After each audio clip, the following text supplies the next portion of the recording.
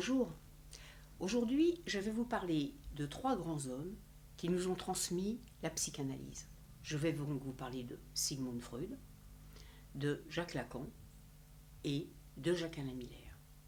Freud, donc, comme je vous l'avais dit une première fois, c'est celui qui a inventé la psychanalyse parce qu'il a rencontré le discours de personnes qui souffraient. Il s'est rendu compte que quand les personnes souffraient, quand elles en parlaient, eh bien, ça pouvait s'arrêter.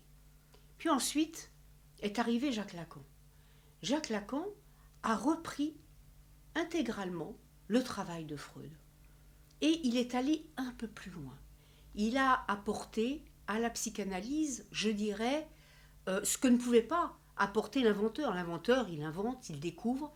Et donc lui, il a apporté un plus à la psychanalyse. Alors, on appelle ça des concepts, comme par exemple le sujet dont je vous parlerai une prochaine fois. Et puis, Jacques Lacan est mort, et celui qui a pris la relève, comme Jacques Lacan a pris la relève après Freud, eh bien aujourd'hui c'est Jacques-Alain Miller. Jacques-Alain Miller qui a pris la relève de Jacques Lacan, qui a repris le travail de Jacques Lacan et de Freud, et qui aujourd'hui nous permet de pouvoir penser la clinique de la psychanalyse. Je dis la clinique parce que ce qui est très important, c'est que vous sachiez que ce qui va vous être dit, ce que je vais vous dire, moi je travaille à partir bien sûr de leur travail à eux trois, et aussi à partir de la clinique, parce que ce qu'ils ont tous fait, Freud, Jacques Lacan, Jacques-Alain Miller, ils sont tous partis de l'expérience de la clinique.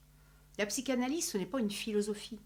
La psychanalyse sont des gens qui à un moment donné souffrent et qui viennent voir un psychanalyste parce qu'ils souffrent. Et à partir de là, Freud, Lacan, Jacques-Alain Miller ont réfléchi à ce qu'il se passait dans la souffrance de ces sujets qui venaient se confier. Donc ça, c'est juste pour vous donner un peu l'historique. Et que lorsque je vous dirai Lacan, Jacques-Alain Miller, Freud, vous sachiez d'où je pars. L'autre point qui me semble-t-il est important aujourd'hui, je vais vous en donner deux. Donc le premier point, c'est ça. Le deuxième, c'est la différence entre psychologue, psychiatre et psychanalyste.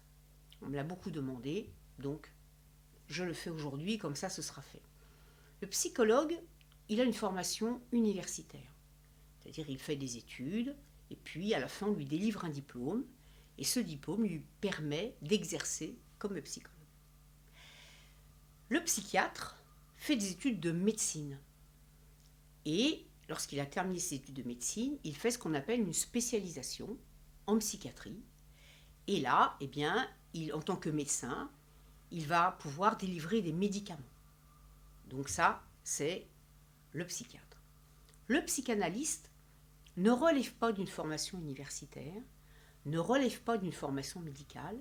Le psychanalyste doit avoir fait une analyse, qui en général est assez longue, je vous l'accorde. Et à la fin de cette analyse, ce qu'a proposé Jacques Lacan, c'est que l'analysant, celui qui a fini son analyse et qui exerce comme psychanalyste, eh bien, il rend compte aux autres psychanalystes, à ses pairs, comme on dit, il rend compte du travail qu'il a fait en analyse. Voilà. Donc, il n'y a pas de diplôme de psychanalyste, mais il y a une formation qu'on a par nous-mêmes sur le divan, c'est-à-dire lorsque un psychanalyste vous parle de l'inconscient, il a rencontré, je dirais, parler simplement, il a rencontré lui-même les questions de son inconscient sur le divan. Il a éprouvé son inconscient sur le divan. Donc il a un savoir, le psychanalyste. Alors, le psychologue peut être aussi psychanalyste, il faut qu'il ait fait une analyse. Le psychiatre peut être psychanalyste, mais il faut qu'il ait fait une analyse. Un médecin, un mathématicien, peuvent être psychanalystes, mais il faut qu'ils aient fait une analyse.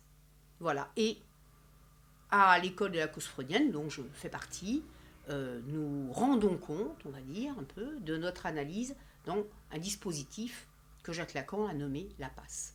Voilà. Tout cela pour vous donner un petit peu une ouverture sur ce que je vais pouvoir aborder avec vous la prochaine fois, qui sera le sujet. Et là, je vous parlerai donc du sujet comme Lacan nous l'a enseigné. Au revoir.